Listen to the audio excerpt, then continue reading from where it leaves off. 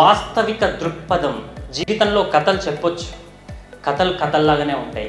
తల్లిదండ్రుల యొక్క ప్రేమ ఏ విధంగా ఉంటుంది అనే విషయాన్ని మీరు తెలుసుకోవాలి.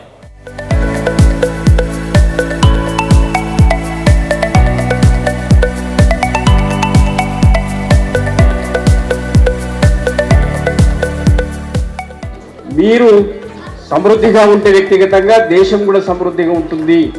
ప్రపంచ స్థాయిలో మనల్ని చూసి ప్రపంచం నేర్చుకునే విధంగా మనం తయారు కావాలని చెప్పేసి మనవి చేస్తూ ఆ దిశలో మీరు తప్పకుండా ప్రయత్నం చేస్తారని చెప్పేసి ప్రమాణం చేస్తున్నారా? చేయండి.